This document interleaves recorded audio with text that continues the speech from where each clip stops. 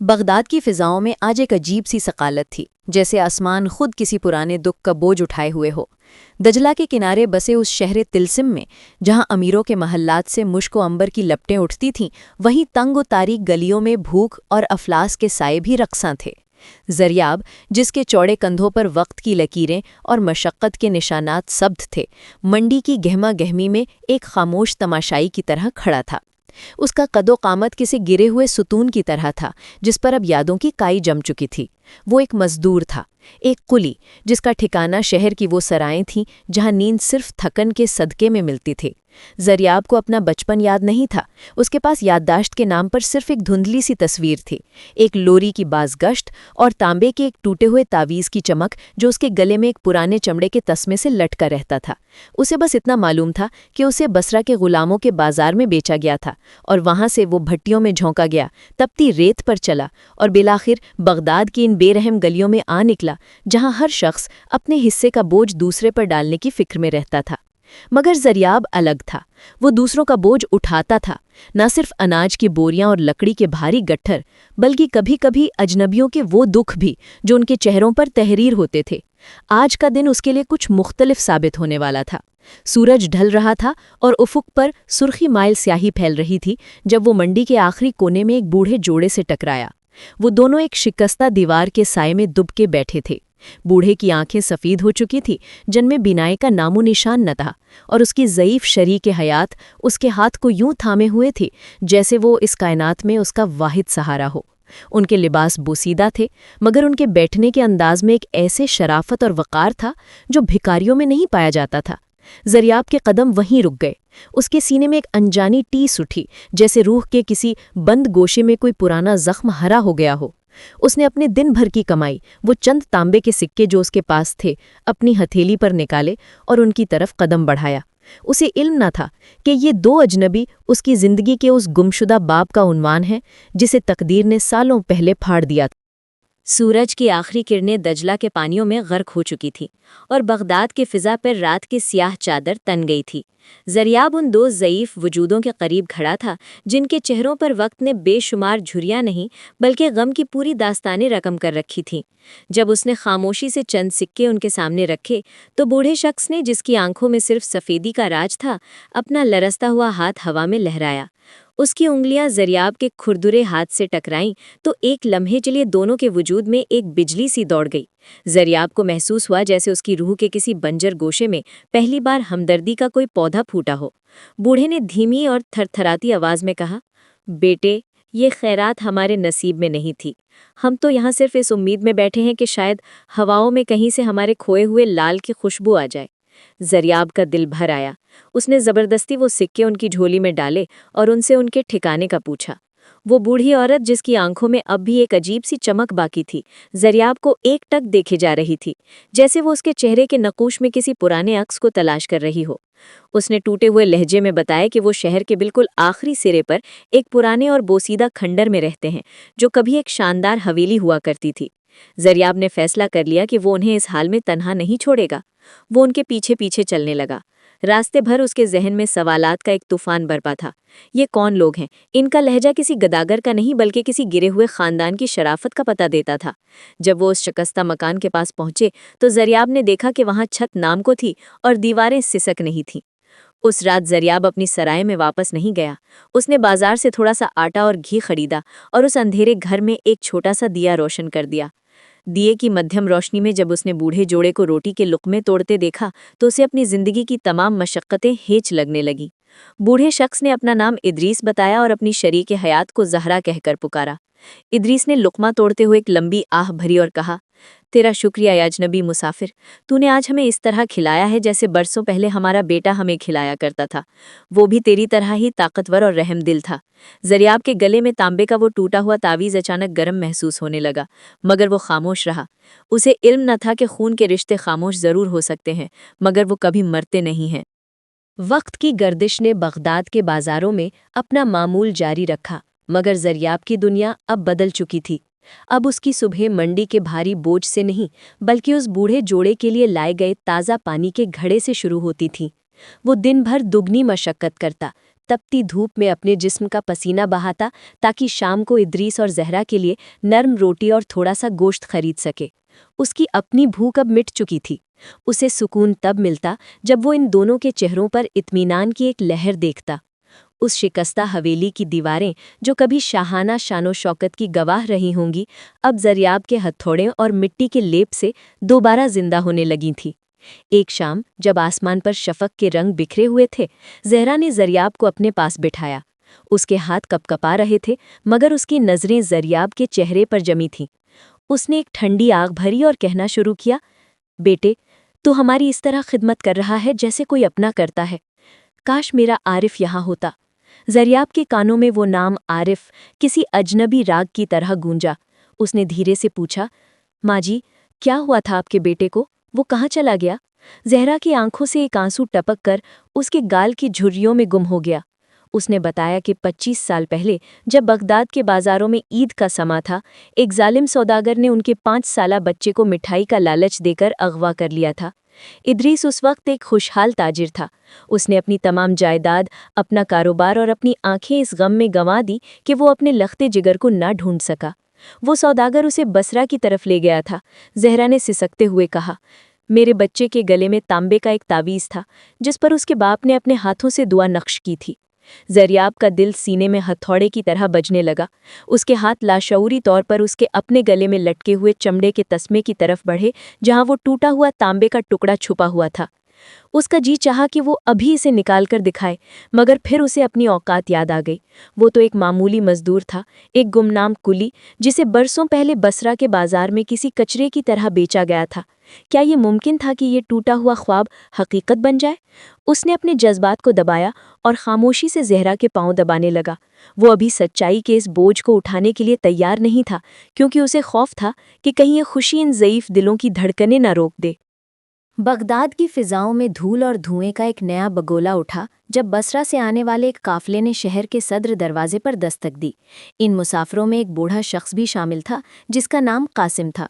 वो कभी बसरा के गुलामों के बाजार का मुंशी रहा था, मगर अब उसकी कमर झुक चुकी थी और उसकी आंखें पछतावे की आग में जल रही थीं। ज़रियाब जो मंडी में भारी बोरियां ढो रहा था, इत्तेफाकन उस सराय के पास से गुजरा जहां ये काफिला ठहरा हुआ था। वहां उसे चंद लोग एक बूढ़े की बातें सुनते मिले जो गुनाहों के कफ़ारे की बात कर रहा था।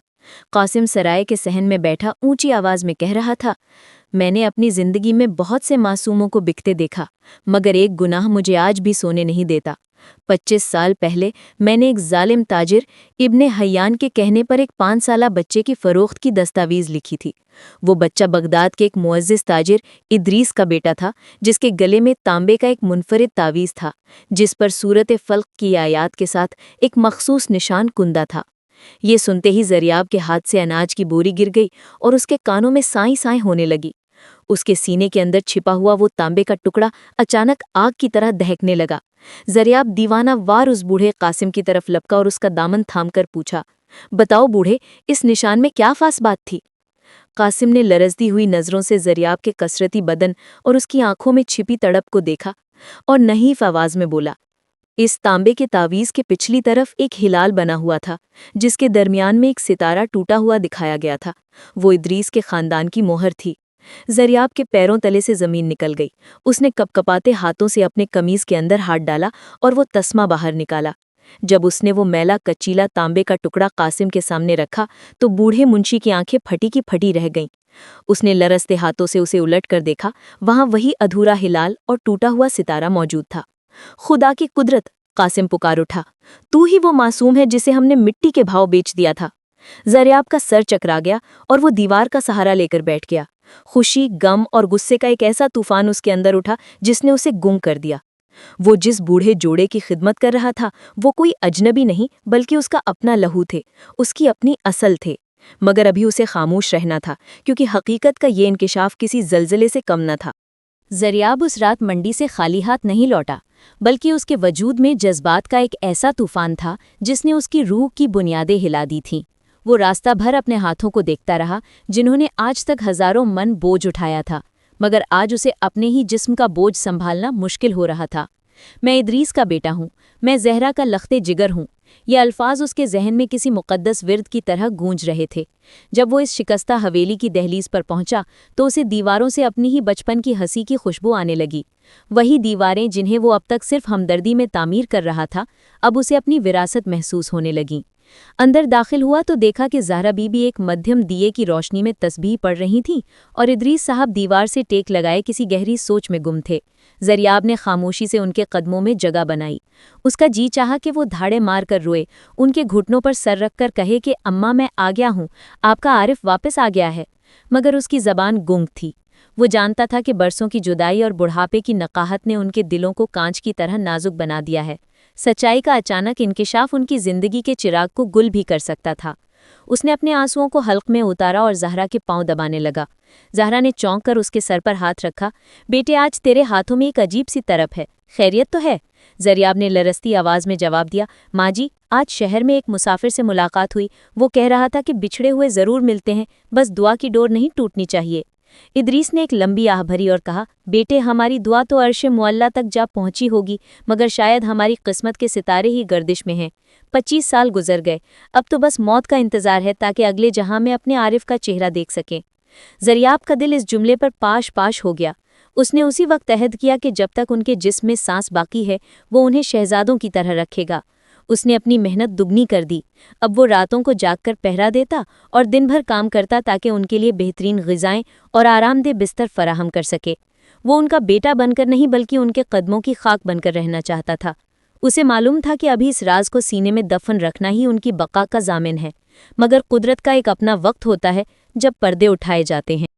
بغداد کی راتیں اب زریاب کے لیے محض آرام کی گھڑیاں نہیں تھیں بلکہ ایک عبادت بن چکی تھیں۔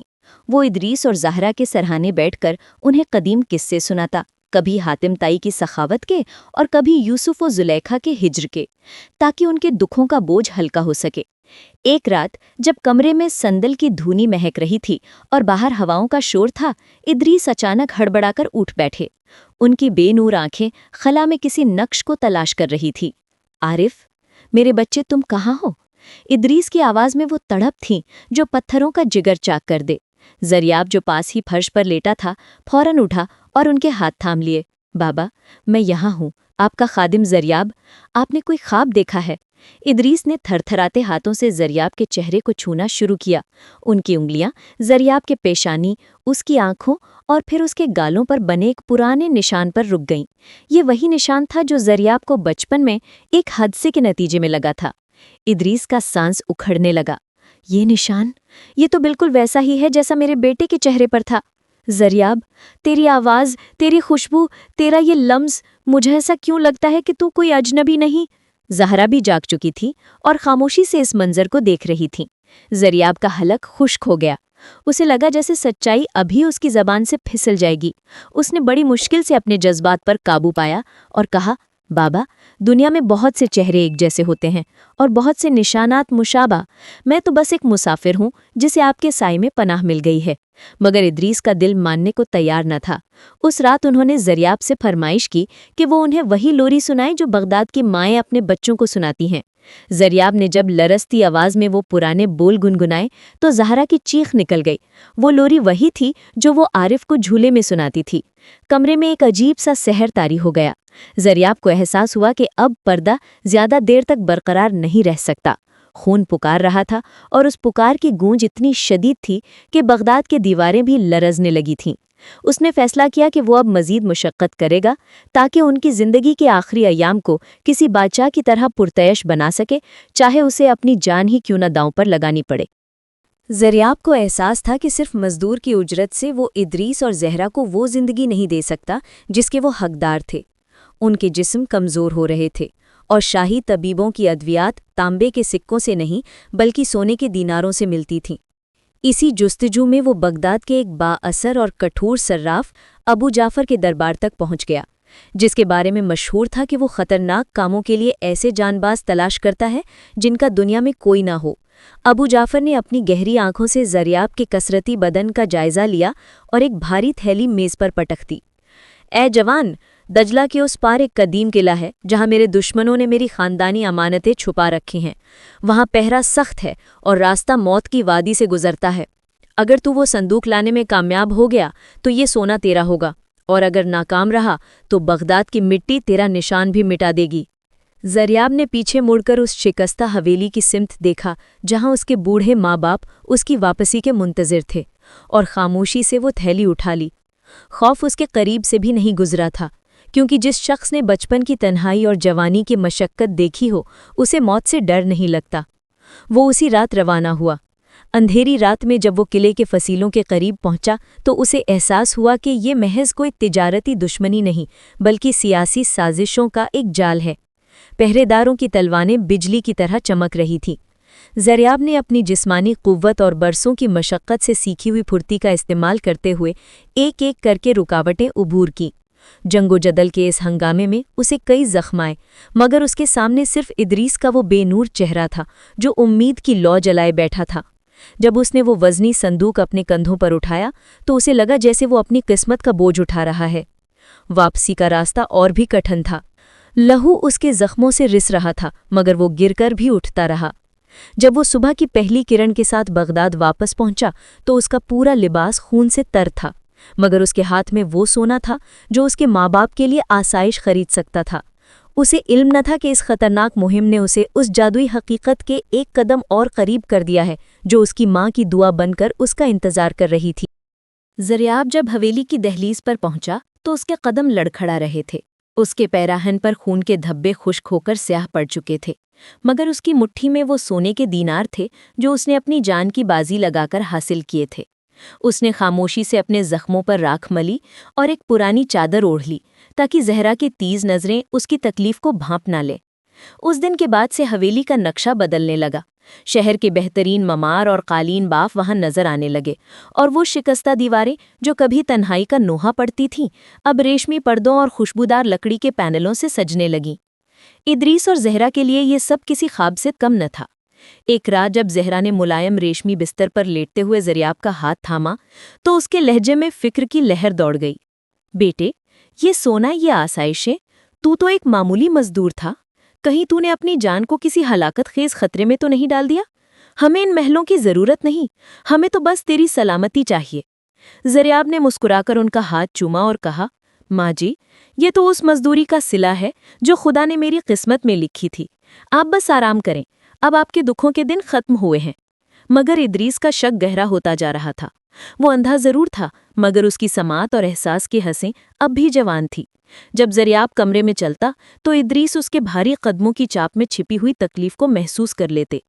ایک دن جب زریاب وضو کر رہا تھا، اس کی چادر کندھے سے سرک گئی اور ادریس کا ہاتھ اتفاقاً اس کے تازہ زخم پر جا لگا۔ بوڑھے کے منہ سے ایک سسکی نکل گئی۔ یہ کیا ہے زریاب؟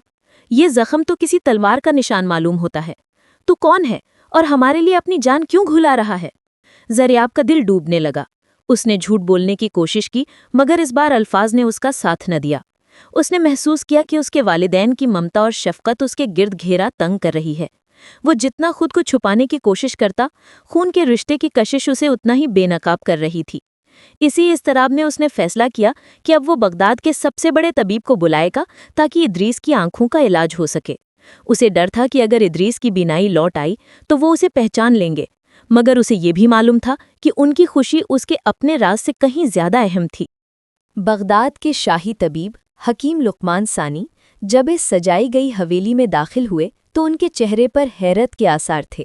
وہ جانتے تھے کہ یہ کھنڈر کبھی ایک امیر تاجر کا مسکن تھا، مگر اب یہاں کی رونق کسی شہزادے کی خوابگاہ جیسی تھی۔ زریاب نے سونے کی مٹھی بھر سکوں کے عوض حکیم صاحب کو اس بات پر راضی کیا تھا کہ وہ ادریس کی آنکھوں کا معائنہ کریں۔ کمرے میں سندل اور کے گلاب کی مہک بسی ہوئی تھی، مگر فضا میں ایک انوکھی بے چینی رقص کر رہی تھی۔ حکیم صاحب نے جب ادریس کی سفید پڑ چکی آنکھوں کو ایک خاص محلول سے دھویا اور اپنی انگلیاں ان کی نبض پر رکھیں تو زریاب قریب ہی کھڑا دیوار سے ٹیک لگائے خاموشی سے دیکھ رہا تھا۔ اس کے ماتھے پر پسینے کی بوندیں چمک رہی تھیں۔ اچانک حکیم صاحب کی نظر زریاب کے دائیں ہاتھ کی پشت پر پڑی، جہاں ایک پرانا پیدائشی نشان تھا، ایک چھوٹا سا سرخ رنگ کا ستارہ جو گوشت کے اندر پیوست معلوم ہوتا تھا۔ حکیم کے ہاتھ رک گئے اور ان کی نظریں ادریس کے چہرے اور پھر زریاب کے ہاتھ کے درمیان گھومنے لگی۔ خدا کی قدرت! حکیم صاحب کے منہ سے دھیمی آواز میں نکلا۔ ادریس نے چونک کر پوچھا، حکیم صاحب، کیا ہوا؟ کیا میری بصارت کی کوئی امید ہے؟ حکیم نے زریاب کی طرف ایک معنی خیز نظر ڈالی اور پھر ادریس سے مخاطب ہوئے۔ اے شیخ، بصارت تو پروردگار کے ہاتھ میں ہے، مگر آپ کے قریب بھی ایک ایسی روشنی موجود ہے جو آپ کی اندھیری دنیا کو اجالا کر سکتی ہے۔ میں نے برسوں پہلے ایک شاہی شجرے میں پڑھا تھا کہ آل ہاشم کے ایک خاص قبیلے کے مردوں کے ہاتھ پر یہ ستارہ ہوتا ہے جو صرف وفادار بیٹوں کی میراث ہے۔ زریاب کا رنگ پھک ہو گیا۔ اس نے فوراً اپنا ہاتھ چادر میں چھپا لیا، مگر زہرا جو کونے میں بیٹھی یہ سب سن رہی تھی تڑپ کے آگے بڑھی۔ اس نے زریاب کا ہاتھ پکڑنے کی کوشش کی، مگر زریاب پیچھے ہٹ گیا۔ حکیم صاحب، آپ صرف علاج پر توجہ دیں، ان پرانی باتوں میں کچھ نہیں رکھا، زریاب نے لرزتی آواز میں کہا۔ مگر شک کا بیج اب ایک تناور درخت بن چکا تھا۔ ادریس نے اپنا لرزتا ہوا ہاتھ ہوا میں لہرایا جیسے وہ زریاب کے اس ستارے کو چھونا چاہتے ہوں۔ اس رات حویلی میں ایک ایسی خاموشی چھا گئی جو طوفان سے پہلے کا سکوت تھی۔ زریاب کو لگ رہا تھا کہ اب اس کی ممتا اور اس کا باپ اسے پہچاننے کے بہت قریب ہیں، اور وہ جتنا بھاگ رہا ہے تقدیر اسے اتنا ہی جکڑ رہی ہے۔ بغداد کے بازاروں میں جہاں خوشبوئیں بستی تھی، وہاں افواہیں بھی ہوا کے دوش پر سفر کرتی تھی۔ زریاب کی اچانک خوشحالی اور اس کی شکستہ حویلی کا محل نما بن جانا کسی سے چھپا نہ رہا۔ یہ خبریں اڑتی اڑتی ایک ایسے شخص کے کانوں تک جا پہنچی جو برسوں پہلے اس کہانی کا ویلن رہا تھا، ابن حیان، وہ سنگ دل سوداگر جس نے ننھے عارف کو اغوا کر کے بیچا تھا۔ وہ اب بوڑھا ہو چکا تھا، مگر اس کی لالچ اب بھی جوان تھی۔ جب اسے پتا چلا کہ ایک امیر مزدور نے ادریس اور زہرا کے گھر کو سنوارا ہے تو اس کے مکار ذہن میں خطرے کی گھنٹی بجی۔ اسے ڈر تھا کہ کہیں اس کا پرانا گناہ اسے جکڑ نہ لے۔ ایک غبار آلود شام جب زریاب منڈی سے واپس آ رہا تھا، اس نے محسوس کیا کہ کوئی اس کا پیچھا کر رہا ہے۔ گلیوں کے موڑ پر ایک سایہ بار بار لہراتا اور غائب ہو جاتا۔ زریاب نے اپنی چال تیز کر دی، مگر وہ سایہ اس کے تعاقب میں رہا۔ آخرکار ایک سنسان موڑ پر ابن حیان کے کارندوں نے اسے گھیر لیا۔ زریاب کے چہرے پر خوف کے بجائے ایک سرد غصہ تھا، جیسے برسوں کی دبی ہوئی نفرت اب جوالا مکھی بن کر پھٹنے والی ہو۔ کون ہو تم لوگ اور میرے راستے میں کیوں کھڑے ہو؟ زریاب کی گرجدار آواز نے گلی کی دیواروں کو ہلا دیا۔ سائے سے ابن حیان برآمد ہوا۔ اس کی چھوٹی آنکھیں زریاب کے چہرے پر گڑی تھی، جیسے وہ کسی پرانی یاد کو کرید رہا ہو۔ اے جوان، تو وہی مزدور ہے نا جس نے ایک اندھے بوڑھے پر سونا نچھاور کیا ہے؟ مجھے وہ تانبے کا تعویذ دیکھنا ہے جو تیرے گلے میں چھپا ہے۔ زریاب کا ہاتھ لاشعوری طور پر اپنے گریبان کی طرف گیا جہاں وہ ٹوٹا ہوا ٹکڑا اب بھی موجود تھا۔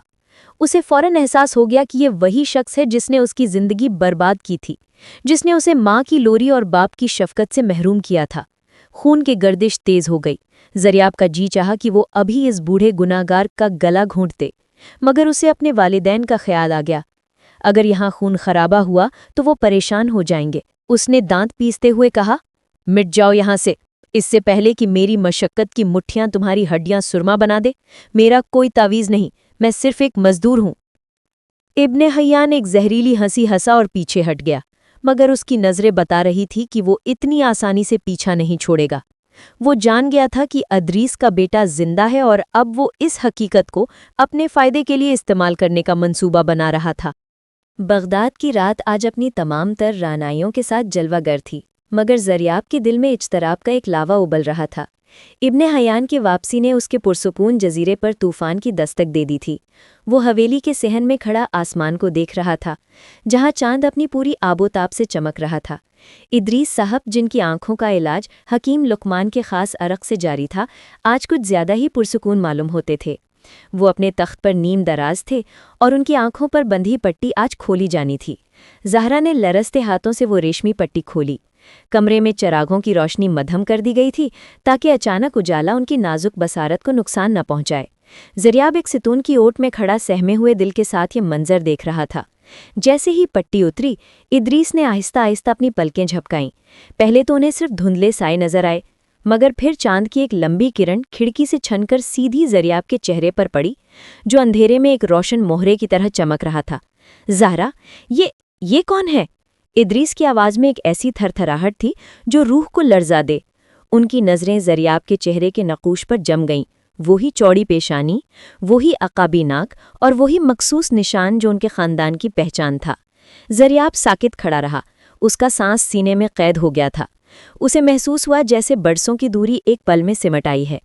ادریس نے لڑکھڑاتے ہوئے اپنا ہاتھ آگے بڑھایا۔ قریب آؤ جوان، ذرا روشنی میں آؤ۔ زریاب کے قدم جیسے زمین میں گڑ گئے تھے۔ وہ نہیں چاہتا تھا کہ اس کے باپ کی پہلی نظر ایک معمولی مزدور کے پھٹے ہوئے لباس اور مشقت زدہ چہرے پر پڑے۔ اس نے پیچھے ہٹنے کی کوشش کی مگر زہرا نے اس کا ہاتھ تھام لیا۔ جاؤ زریاب، وہ تمہیں دیکھنا چاہتے ہیں جنہوں نے تمہیں اپنی دعاؤں میں دیکھا ہے۔ جب زریاب گھٹنوں کے بل ادریس کے سامنے بیٹھا تو بوڑھے باپ نے لرزتے ہاتھوں سے اس کے چہرے کو چھوا۔ خدا کی قسم، یہ وہی لمس ہے، یہ وہی خوشبو ہے۔ زہرا دیکھو، یہ وہی نشان ہے جو ہمارے عارف کے چہرے پر تھا۔ کمرے میں ایک سکتہ طاری ہو گیا اور زریاب کی آنکھوں سے آنسوؤں کا پہلا قطرہ ادریس کے ہاتھ پر گرا۔ خون بول رہا تھا اور اب خاموشی کا کوئی جواز باقی نہ رہا۔ حویلی کے اس پرسکون گوشے میں وقت جیسے تھم گیا تھا۔ ادریس کی دھندلی بصارت نے جب زریاب کے چہرے کے نقوش کو سمیٹا تو ان کے وجود میں ایک زلزلہ سا آ گیا۔ ان کی انگلیاں زریاب کے گال پر موجود اس پرانے نشان پر تھر تھرا رہی تھیں جو کسی گواہ کی طرح برسوں کی جدائی کی داستان سنا رہا تھا۔ زارا بی بی جو اب تک خاموش تماشائی بنی ہوئی تھیں، تڑپ کر آگے بڑھیں اور زریاب کے دوسرے ہاتھ کو تھام لیا۔ فضا میں سسکیاں گونجنے لگی تھیں اور چراغ کی لو بھی اس جذباتی طوفان سے لرز رہی تھی۔ بول زریاب، سچ بول، تو کون ہے؟ ادریس کی آواز میں وہ رعب تھا جو صرف ایک باپ کا ہو سکتا ہے۔ زریاب کا ضبط اب جواب دے چکا تھا۔ برسوں کی مشقت، بصرہ کی غلامی کے زخم اور وہ تنہائی جو اس نے کسی بھاری بوجھ کی طرح اپنے کندھوں پر اٹھا رکھی تھی، ایک دم آنسوؤں کی صورت بہہ نکلی۔ اس نے لرزتے ہاتھوں سے اپنے گریبان میں ہاتھ ڈالا اور وہ پرانا تسمہ باہر نکالا۔ تانبے کا وہ ٹوٹا ہوا تعویذ جس پر ادھورا ہلال اور ستارہ بنا ہوا تھا، چاندنی میں چمک اٹھا۔ بابا، میں ہی آپ کا بدنصیب عارف ہوں، میں ہی وہ بیٹا ہوں جسے تقدیر نے آپ کی گود سے چھین کر بازاروں میں رول دیا تھا۔ زریاب کا سر ادریس کے گھٹنوں پر جا گیا۔ میں نے آپ کو پہچان لیا تھا مگر میں ڈرتا تھا کہ ایک معمولی مزدور کی صورت دیکھ کر آپ کا سر شرم سے جھک جائے گا۔ میں چاہتا تھا کہ پہلے آپ کو وہ تمام خوشیاں لوٹا دوں جو مجھ سے چھین لی گئی تھیں۔ زارا نے ایک دل دوست چیخ ماری اور اپنے بیٹے کو سینے سے لگا لیا۔ میرا عارف، میرا لخت جگر، تو میرا شہزادہ ہے، چاہے تو خاک میں اٹا ہو یا ریشم میں لپٹا ہو۔ ادریس کی آنکھوں سے خوشی کے آنسو رواں تھے جنہوں نے ان کی دھندلی بصارت کو مزید صاف کر دیا۔ انہوں نے زریاب کے ماتھے کو چوما اور اسے سینے سے لگا لیا۔ بیٹے، جس باپ کو اس کا کھویا ہوا یوسف مل جائے اسے دنیا کے کسی خزانے کی حاجت نہیں رہتی۔ تو نے جو ہماری خدمت کی وہ تو کسی فرشتے کا کام تھا۔ اس رات حویلی کی شکستہ دیواروں نے وہ منظر دیکھا جو برسوں کی دعاؤں کا ثمر تھا، مگر باہر اندھیرے میں ابن حیان کی مکار آنکھیں اب بھی چمک رہی تھیں۔ وہ جان چکا تھا کہ شکار پھندے میں آ چکا ہے اور وہ اس ملاپ کو اپنے لیے سونے کی کان بنانا چاہتا تھا۔ وصال کی اس خوشبودار رات کا سویرا ابھی پوری طرح نمودار بھی نہ ہوا تھا کہ حویلی کے بھاری لکڑی کے دروازے پر ایک منحوس دستک سنائی دی۔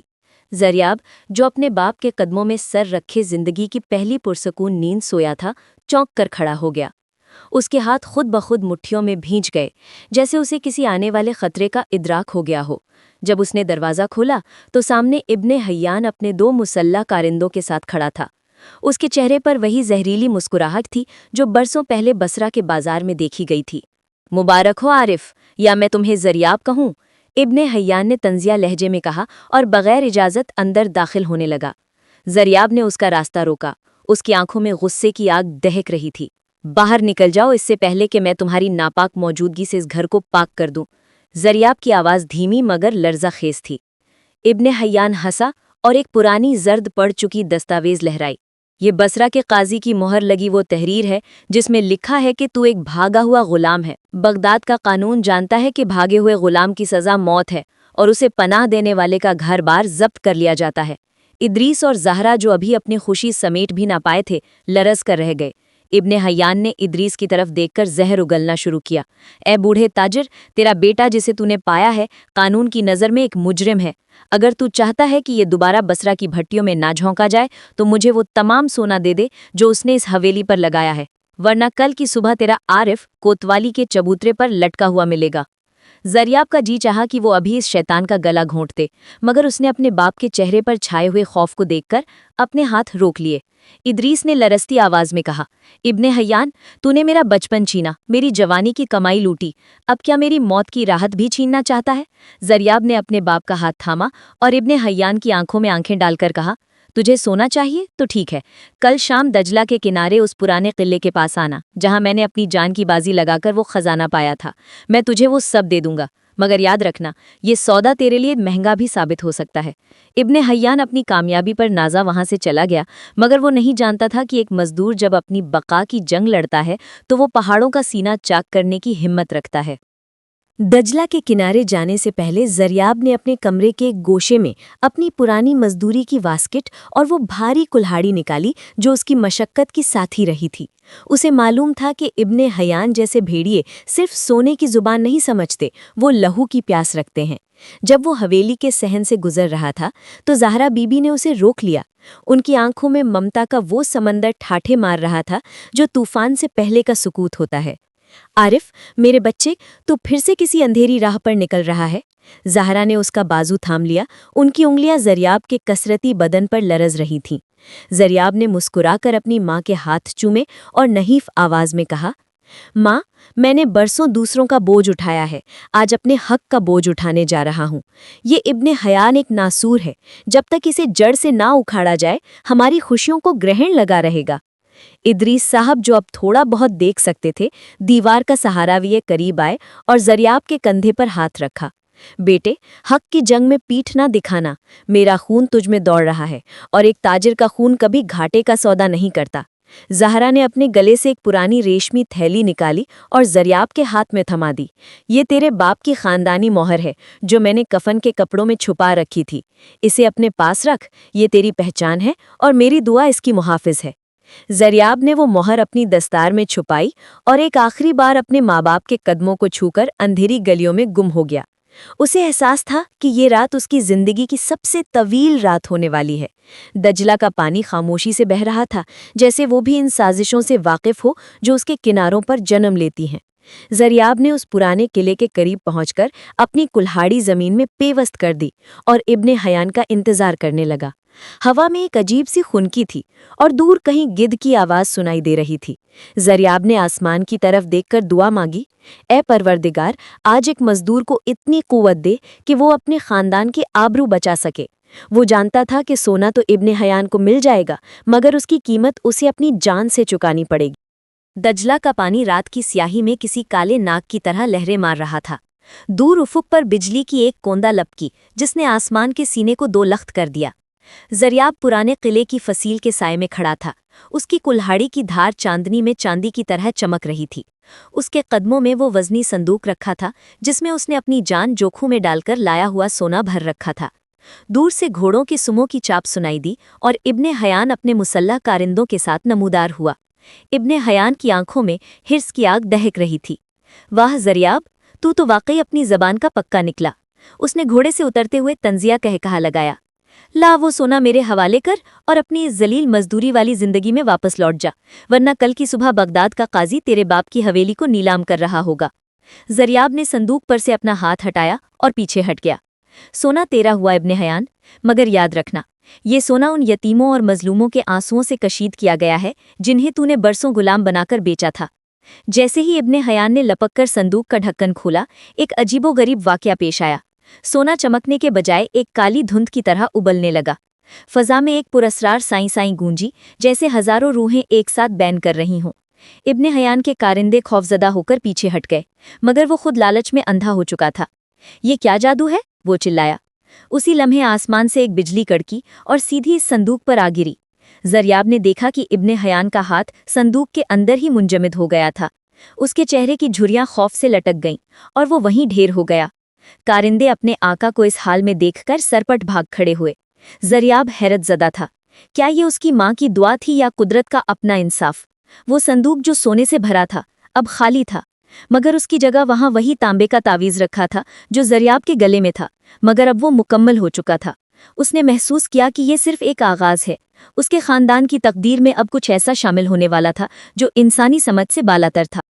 دجلہ کے کنارے پھیلی ہوئی وہ پر اسرار دھند آہستہ آہستہ چھٹنے لگی، مگر ابن حیان کا ساکت و جامد وجود اب بھی اس خالی صندوق کے پاس پڑا تھا، جیسے کسی نے اس کے جسم سے زندگی کی رمق کے ساتھ ساتھ اس کی روح کا جوہر بھی کھینچ لیا ہو۔ زریاب نے لرزتے ہاتھوں سے وہ تانبے کا تعویذ اٹھایا جو اب مکمل ہو چکا تھا۔ اس پر کندہ ہلال اور ستارہ اب ایک عجیب سی نیلی روشنی خارج کر رہے تھے جو رات کے اندھیرے میں کسی دور افتادہ ستارے کی مانند چمک رہی تھی۔ زریاب کو محسوس ہوا جیسے اس کے کندھوں سے برسوں پرانا ایک بوجھ اتر گیا ہے، مگر ایک عجیب سی سنسناہٹ اس کے پور میں سرایت کر رہی تھی۔ وہ خالی ہاتھ مگر ایک پرسکون دل کے ساتھ حویلی کی طرف لوٹا۔ شہر بغداد ابھی نیند کی آگوش میں تھا، مگر اس کے گھر کے دریچوں سے ایک غیر مر رہی روشنی باہر جھانک رہی تھی۔ جب وہ صحن میں داخل ہوا تو اس نے دیکھا کہ زہرا بی بی مصلے پر بیٹھی سر بسجود ہیں، اور ان کے ارد گرد فضا میں عود اور لوبان کی ایک ایسی خوشبو بسی ہے جو اس دنیا کی معلوم نہیں ہوتی تھی۔ ادریس صاحب جو اب دیوار کا سہارا لیے بغیر کھڑے تھے، ان کی آنکھوں میں ایک ایسی چمک تھی جو بینائی واپس آنے سے کہیں زیادہ گہری تھی۔ عارف، میرے بیٹے، تو واپس آ گیا؟ زہرا نے سر اٹھایا تو ان کا چہرہ کسی نورانی حالے میں گھرا ہوا تھا۔ زریاب نے ان کے قدموں میں وہ تعویذ رکھ دیا اور ابن حیان کے عبرت ناک انجام کی داستان سنائی۔ ادریس نے ایک لمبی سانس لی اور کہا، بیٹے، جس نے ظلم کی پھسل بوئی تھی اس نے وہی کاٹی، مگر یاد رکھ یہ صرف ایک ظالم کا خاتمہ نہیں ہے، بلکہ یہ اس امانت کی واپسی ہے جو صدیوں سے ہمارے خاندان کے پاس چلی آ رہی تھی۔ زریاب نے حیرت سے پوچھا، کیسی امانت بابا؟ ہم تو ایک تاجر گھرانہ تھے۔ ادریس نے ایک پراسرار مسکراہٹ کے ساتھ جواب دیا، تاجر تو ہم دنیا کی نظر میں تھے، حقیقت میں ہم اس مخزن فیض کے پاسبان تھے جو صرف اس وقت ظاہر ہوتا ہے جب کوئی اپنی جان سے گزر کر محبت اور خدمت کا حق ادا کرے۔ تیری مشقت، تیرا پسینہ اور تیری ماں کے آنسوؤں نے اس جادوئی حقیقت کا در وا کر دیا ہے جو اب تیرے ہاتھوں سے خلق خدا کی خدمت کرے گی۔ زریاب کو ابھی ان باتوں کی گہرائی سمجھ نہیں آ رہی تھی، مگر اسے احساس تھا کہ اس کی زندگی کے بساط اب مٹھی بھر سکوں سے نکل کر کائنات کے کسی بڑے منصوبے کا حصہ بننے جا رہی ہے۔ بغداد کی فضاؤں میں ایک عجیب سی خنکی چھا گئی تھی، جیسے وقت اپنی رفتار آہستہ کر رہا ہو۔ حویلی اب محض ایک عمارت نہیں رہی تھی، بلکہ ایک ایسا آستانہ بن چکی تھی جہاں سے سکون کی لہریں اٹھتی تھیں، مگر اس روحانی سکون کے پیچھے ایک اداس سچائی سر اٹھا رہی تھی۔ ادریس صاحب، جنہوں نے اپنی تمام عمر ہجر کی آگ میں گزاری تھی، اب بچھڑے ہوئے بیٹے کو پانے کے بعد جیسے اس دنیا سے اپنا تعلق توڑ رہے تھے۔ ان کا جسم دن بدن نہیں ہوتا جا رہا تھا، اور ان کی آنکھوں کی وہ عارضی بینائی اب ابدی روشنی کی طرف مڑ رہی تھی۔ زریاب، جو اب عارف کے نام سے پکارا جاتا تھا، اپنے باپ کے سرہانے بیٹھا ان کے پاؤں دبا رہا تھا۔ اس کے کھردرے ہاتھوں میں اب ایک عجیب سی حرارت محسوس ہوتی تھی، جیسے اس کے لمس میں شفا کا کوئی عنصر شامل ہو گیا ہو۔ بابا، آپ کچھ کھاتے کیوں نہیں؟ دیکھو، میں نے آپ کے لیے دجلہ کے بہترین مچھیروں سے تازہ مچھلی منگوائی ہے، عارف نے لرزتی آواز میں کہا۔ ادریس نے اپنی مدھم ہوتی نظریں بیٹی کے چہرے پر جمائیں اور ایک تھکی ہوئی مسکراہٹ کے ساتھ جواب دیا، بیٹے، جس مسافر کو اس کی منزل مل جائے اسے زیادہ راہ کی ضرورت نہیں رہتی۔ میں نے تمہیں پا لیا، تمہاری ماں کی گود ہری دیکھ لی، اب میری روح اس قفس سے رہا ہونا چاہتی ہے۔ زہرا بی بی ایک کونے میں بیٹھی جائے نماز پر آنسو بہا رہی تھیں۔ وہ جانتی تھیں کہ ادریس کا وقت قریب ہے، مگر وہ اس حقیقت کو قبول کرنے سے قاصر تھیں۔ اسی رات جب بغداد کی مسجدوں سے تہجد کی اذانیں بلند ہو رہی تھیں، ادریس نے عارف کا ہاتھ اپنے سینے پر رکھا۔ عارف، میرے بچے، یاد رکھنا، یہ دولت، یہ سونا، یہ سب مٹی ہے۔ اصل خزانہ وہ دعا ہے جو کسی دکھی دل سے نکل کر تیرے دامن میں گرے۔ میں تجھے خدا کے حوالے کرتا ہوں۔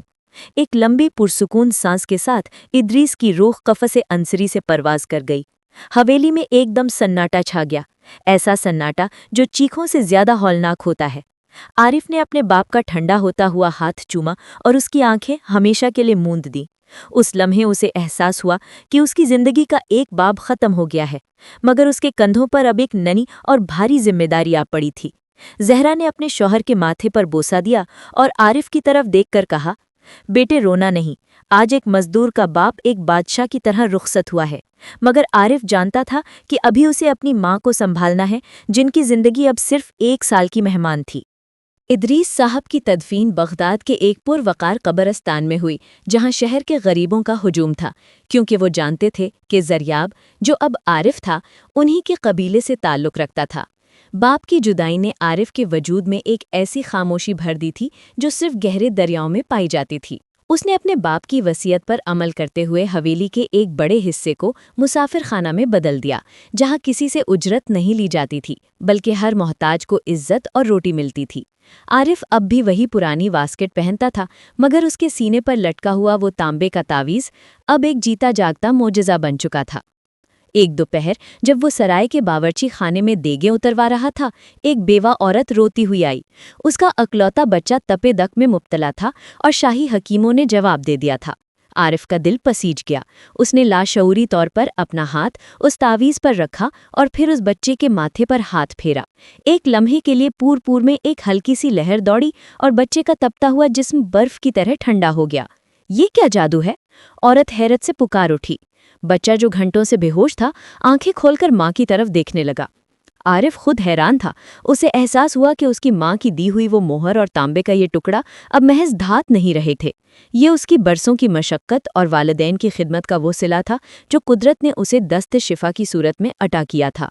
ज़हरा बीबी जो दूर खड़ी ये मंजर देख रही थीं, उनके लबों पर एक पुरसोज मुस्कुराहट आ गई। वो जानती थीं कि उनका बेटा अब सिर्फ उनका नहीं रहा, बल्कि वो पूरे बगदाद का सहारा बनने जा रहा है। मगर उनकी अपनी सेहत तेज़ी से गिर रही थी। इदरीस के जाने के बाद उनकी रूह जैसे एक पैर से दूसरे पैर पर खड़ी थी, बस इज़्ने सफ़र की मुंतज़िर। आरिफ दिन भर लोगों के दुख समेटता और रात को अपनी माँ के कदमों में बैठकर उनके बोझ बांटता। उसे मालूम न था कि ये पुरसुकून अय्याम रेत की तरह उसकी मुट्ठी से फिसल रहे हैं और जल्द ही उसे इस आखिरी तोहफे से नवाजा जाने वाला है जो उसे एक आम इंसान से बुलंद कर देगा। बगदाद की गलियों में अब आरिफ मजदूर का नाम एक दुआ की तरह लिया जाने लगा था। लोग उसे दस्ते शिफा कहते थे, मगर वो खुद को अब भी वही कुली समझता था जिसने बरसों दूसरों का बोझ उठाया था। इदरीस साहब की वफ़ात को 9 माह बीत चुके थे और इन 9 महीनों में ज़हरा बीबी एक ऐसी शमा की मानिंद पिघल रही थीं जो अपनी लौ बुझने से पहले पूरे घर को मुनव्वर कर देना चाहती हो। वो अब ज़्यादातर वक्त मुसल्ले पर गुजारती और आरिफ को अपने पास बिठाकर पुराने बुजुर्गों के किस्से सुनाती। एक सरमई शाम जब बाग के दरख्तों से जर्द पत्ते झड़ रहे थे, ज़हरा ने आरिफ को अपने करीब बुलाया। उनकी आवाज़ में एक ऐसी थरथराहट थी जो जुदाई का पेश खैमा होती है। मेरे बच्चे, तूने मेरी और अपने बाप की जो खिदमत की है, उसका अजर कोई इंसान नहीं दे सकता। तूने हमें वो खुशियां दी जिनकी उम्मीद हम हार चुके थे। आरिफ ने तड़प कर अपनी माँ का हाथ थामा। माँ, अभी तो मैंने आपके पैरों की खाक का कर्ज भी नहीं उतारा, आप ऐसी बातें क्यों कर रही हैं? ज़हरा ने कराहते हुए अपने तकिए के नीचे से एक पुरानी सब्ज रेशमी पोटली निकाली। ये देख आरिफ, ये वो अमानत है जो तेरे बाप के ख़ानदान में नस्ल दर नस्ल चली आ रही थी। इसमें वो तलिस्मी मोहर है जो सिर्फ उसके हाथ में अपनी ताकत दिखाती है जिसका दिल हिर्स से पाक और रूह मशक्क़त से कुंदन बनी हो। आरिफ ने हैरत से उस छोटी सी चांदी की मोहर को देखा जिस पर कदीम कूफी रस्मुल ख़त में कुछ इबारतें नक्श थीं। बेटे, याद रखना, ये मोहर तुझे सोना बनाने का हुनर नहीं देगी, बल्कि ये तुझे लोगों के दुखों को सुख में बदलने की कुव्वत देगी। तू जो मांगेगा वो तेरे रब के हुक्म से पूरा होगा, बशर्ते कि तेरी नियत में खोट न आए। ज़हरा की सांसें उखड़ने लगी थीं। उन्होंने आरिफ का हाथ पकड़कर अपने सीने पर रखा। मेरे आरिफ, मुझे अब तेरे बाप की पुकार सुनाई दे रही है। वो दजला के उस पार मेरा इंतज़ार कर रहे हैं। बस एक वादा कर, तू कभी किसी ज़रूरतमंद को अपनी दहलीज से खाली नहीं लौटाएगा। आरिफ की सिसकियां बंद गईं। उसे महसूस हुआ जैसे कायनात का सबसे सायादार दरख्त उसके सर से उठने वाला है। बगदाद की फिजा में एक बोझल खामोशी छाई हुई थी, जैसे परिंदे भी जानते हों कि आज एक दुआ करने वाला वजूद इस दुनिया से रुखसत होने वाला था। ज़हरा बीबी के चेहरे पर एक अजीब सा इत्मीनान था, जैसे उन्होंने अपना तमाम सफ़र कामयाबी से तय कर लिया हो। उनकी आंखें अब आरिफ के चेहरे पर जमी की, जैसे वो इस नक्श को अपनी रूह के साथ अगले जहां ले जाना चाहती हों। आरिफ, मेरे बच्चे, घबराना नहीं, उन्होंने निहायत नहीफ आवाज़ में कहा। तेरा रब तेरे साथ है और तेरी माँ की दुआएं तेरे गिर्द एक हिसार बनकर रहेंगी। आरिफ ने अपनी माँ का हाथ अपने दोनों हाथों में थाम रखा था, जैसे वो उन्हें इस दुनिया में रोक लेना चाहता हो, मगर कुदरत का कानून अटल था। एक लंबी और पुरसुकून सांस के साथ ज़हरा बीबी की रूह इस मिट्टी के कफस से आज़ाद हो गई। उनका हाथ आरिफ की मुट्ठी से धीरे से फिसल गया और उनकी आंखें हमेशा के लिए मूंद दी गई। आरिफ का ज़ब्त अब टूट चुका था। वो जिसने बरसों की मशक्क़त और ग़ुलामी के ज़ख्म खामोशी से सहे थे, आज एक यतीम बच्चे की तरह अपनी माँ के कदमों में गिरकर धाड़े मारकर रो रहा था। अम्मा, अब मुझे लोरी कौन सुनाएगा? अब मेरी वापसी का इंतज़ार कौन करेगा? اس کی آواز خالی حویلی کی دیواروں سے ٹکرا کر واپس آ رہی تھی۔ وہ حویلی جو کبھی ویران تھی پھر آباد ہوئی، اب پھر سے ایک گہرے سناٹے میں ڈوب گئی تھی، مگر اس بار یہ سناٹا تنہائی کا نہیں بلکہ ایک مقدس خلا کا تھا۔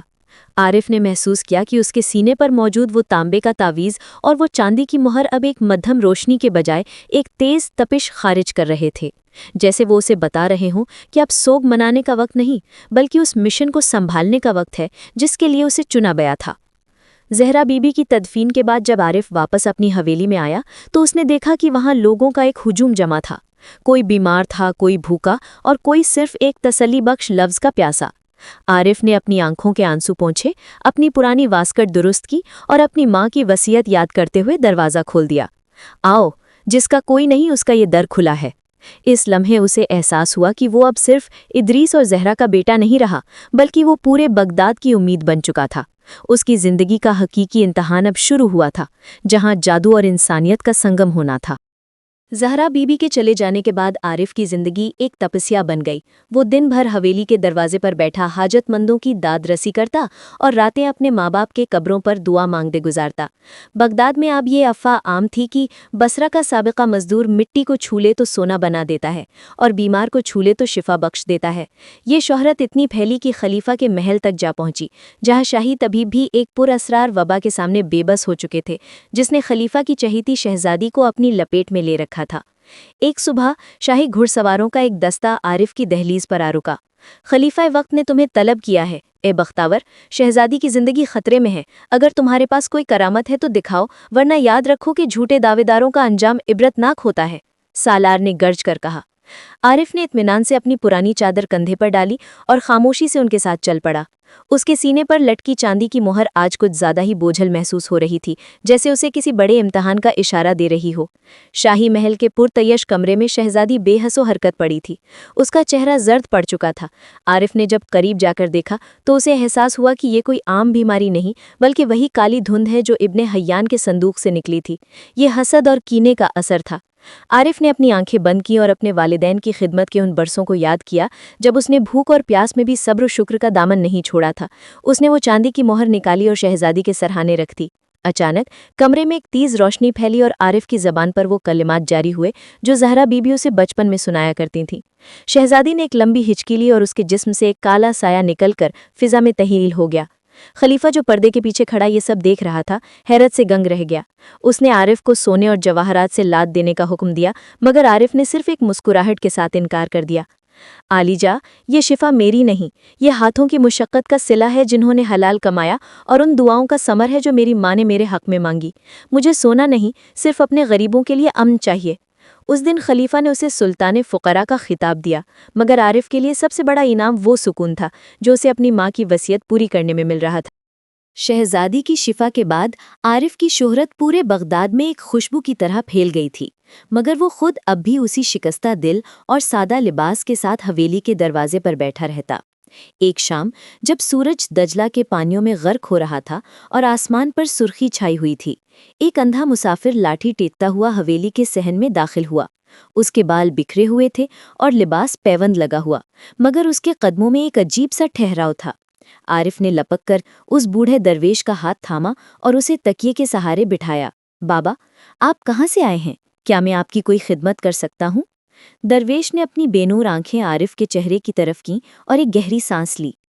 میں وہاں سے آیا ہوں جہاں سے سچائی کا سفر شروع ہوتا ہے، اے سلطان فقراء۔ میں نے سنا ہے کہ تیرے پاس وہ چاندی کی مہر ہے جو ادریس کے خاندان کی امانت تھی۔ عارف چونک گیا کیونکہ اس مہر کا ذکر اس نے کبھی کسی اجنبی سے نہیں کیا تھا۔ درویش نے عارف کا ہاتھ اپنے ہاتھ میں لیا اور اسے ٹٹول کر دیکھا۔ میرے بیٹے، یہ مہر صرف شفا دینے کے لیے نہیں ہے بلکہ یہ ایک میزان ہے، ترازو۔ یہ انسان کے اندر کے چھپے ہوئے سچ اور جھوٹ کو الگ کر دیتی ہے۔ اب تیرا آخری امتحان شروع ہونے والا ہے۔ عارف نے لرزتی آواز میں پوچھا، کیسا امتحان بابا؟ درویش نے جواب دیا، بغداد پر ایک ایسی کالی گھٹا منڈلا رہی ہے جو صرف تیرے ایثار سے ٹلے گی۔ تجھے وہ سب کچھ قربان کرنا ہوگا جو تو نے اب تک پایا ہے، یہ حویلی، یہ شہرت اور شاید یہ زندگی بھی۔ کیا تو تیار ہے؟ عارف کے ذہن میں اپنی ماں کا وہ چہرہ گھوم گیا جب انہوں نے اسے وصیت کی تھی۔ اس نے مضبوط لہجے میں کہا، اگر میری جان سے کسی دکھی انسان کا بوجھ ہلکا ہو سکتا ہے تو میں اس مشقت کے لیے تیار ہوں۔ میں تو ایک مزدور ہوں اور مزدور کا کام ہی بوجھ اٹھانا ہے۔ درویش نے مسکرا کر عارف کے ماتھے پر ہاتھ رکھا اور غائب ہو گیا۔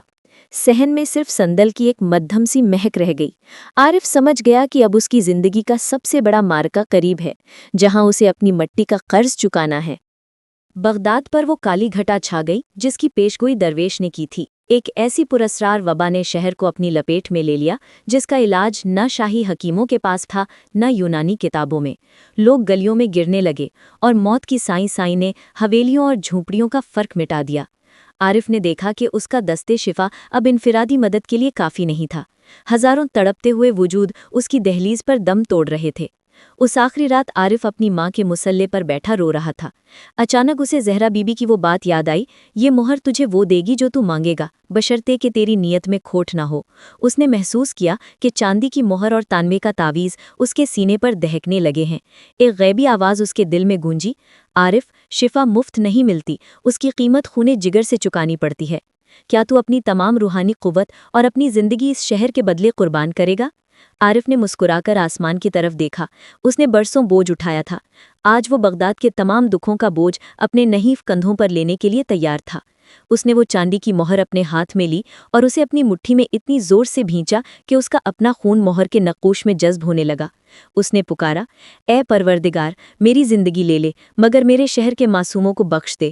ایک زوردار دھماکہ ہوا اور عارف کے وجود سے ایک نیلی روشنی نکلی جو پورے بغداد کے افق پر پھیل گئی۔ جہاں جہاں وہ روشنی پہنچی وبا کے سائے چھٹ گئے اور بیماروں کے جسموں میں زندگی کی لہر دوڑ گئی۔ جب صبح کا سورج طلوع ہوا تو لوگوں نے دیکھا کہ حویلی کے صحن میں عارف ابدی نیند سو رہا تھا۔ اس کے چہرے پر وہی اطمینان تھا جو مشقت کے بعد ایک مزدور کے چہرے پر ہوتا ہے جب وہ اپنا کام مکمل کر لیتا ہے۔